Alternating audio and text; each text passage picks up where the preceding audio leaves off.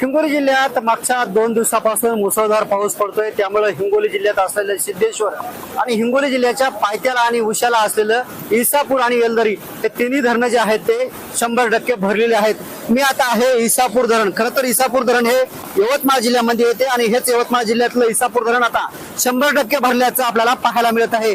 मी आमचे सहकारी drone pilot Shri Ram Solanke यांच्या माध्यमातून TV9 प्रेक्षकांना दाखवतो की हे यवतमाळ जिल्ह्यातील आणि हिंगोली जिल्ह्याच्या सीमेवर असलेलं इसापूर धरण आहे। ह्या धरणामध्ये जे आहे ते धरणाचे 13ही गेट आता खोलण्यात आलेले आहेत। धरणात 100% पाणी साठा उपलब्ध झालेला आहे। जवळपास पेनगंगा नदीपात्रामध्ये जे आहे ते 54,466 क्युसेक्स पाण्याचा विसर्ग जे आहे ते पेनगंगा नदीपात्रात सुरू आहे आणि त्यामुळे या पेनगंगा नदीपात्रावरती असलेलं कळमनुरी तालुक्यातील गौळ बाजार या गावापासलं ब्रिज जे आहे ते ब्रिजवरून पाणी जे वाहत असल्याने काल सायंकाळपासून ते वाहतुकीसाठी मार्ग बंद आहे। हा मार्ग बंद असल्याने विदर्भ आणि मराठवाडा या दोन्ही विभागाचा जो आहे तो संपर्क तुटलेला आहे।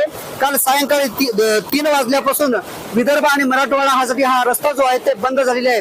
त्याचबरोबर पेनगंगा नदी जी आहे ते दुतडी भरून वाहत असल्याने अनेक गावातील शेती जी आहे ते पाण्याखाली गेलेली आहे। खरं तर आपण बघायला गेलं तर काल सायंकाळपासून या ठिकाणी जे आहे ते पाण्याची कडतरी क्षमता वाढलेली आहे। वरचा पाऊस वाढलेला आहे। त्यामुळे जे आहे ते या ठिकाणी आपण बघतोय की हे सगळे इसापूर धरणाचे ड्रोनच्या माध्यमातून बघतोय की आपण हे सर्व इसापूर धरण आहे कशा प्रकारे 13 गेट जे आहे ते खोलण्यात आलेले आहे। आणि हेच पेनगंगा नदी दिसते आपण जे ड्रोन मध्ये बघतोय ते पेनगंगा नदीचं स्क्रीनवर दिसलेली पेनगंगा नदी आहे आणि या नदीचं जे आहे ते ओव्हरफ्लो झालेली आहे। ओव्हरफ्लो नदी जे आहे ते शेतामध्ये आपण बघतोय की कशा प्रकारे पाणी गेलेलं आहे। एकंदरीतच या शेतीत पाणी गेल्याने जे आहे ते या ठिकाणी शेतीचंही प्रचंड नुकसान झालेलं आहे। कापूस, सोयाबीन, तूर, मूग, उडीद अनेक पिके जी आहेत ते या पाण्याखाली गेलेली आहे। खरं तर पेनगंगाच नव्हे तर जिल्ह्यातील 3ही पूर्णा, कयाधू आणि पेनगंगा ह्या तिन्ही नद्या दुतंडी भरून वाहत आहेत आणि या वाहत असलेल्या पाण्यामुळे जे आहे ते अनेक गावांना धरण प्रशासन असेल किंवा जिल्हा प्रशासन असेल यांच्या वतीने सतर्कतेचा इशारा दिलेला आहे। आपण बघतोय की आता स्क्रीनवरती कशा प्रकारे या 13 दरवाजाच्या द्वारे जे आहेत ते इसापूर धरणातून पेनगंगा धरणामध्ये पेनगंगा नदीमध्ये जे आहेत ते पाणी सोडलेलं आहे। 54,466 क्युसेक्स वेगानं पाणी पेनगंगा नदीमध्ये विसर्ग सुरू आहे। आज सायंकाळपर्यंत पाणी जर आलं वरचं पाणी जर आलं तर अजूनही या नदीपात्रामध्ये मोठ्या प्रमाणात पाण्याचा विसर्ग होऊ शकतो।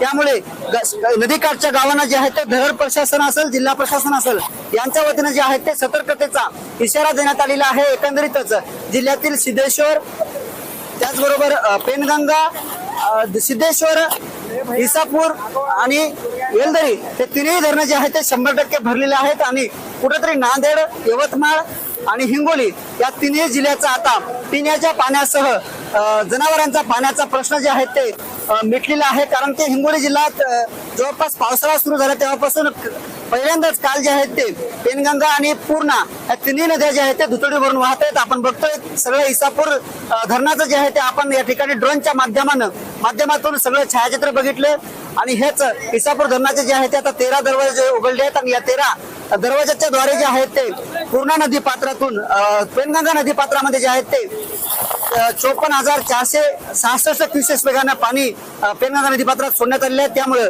पेनगंगा नदी काठच्या सर्व गावांना जे आहेत ते धरण प्रशासनाच्या वतीने सतर्कतेचा इशारा देण्यात आलेला आहे।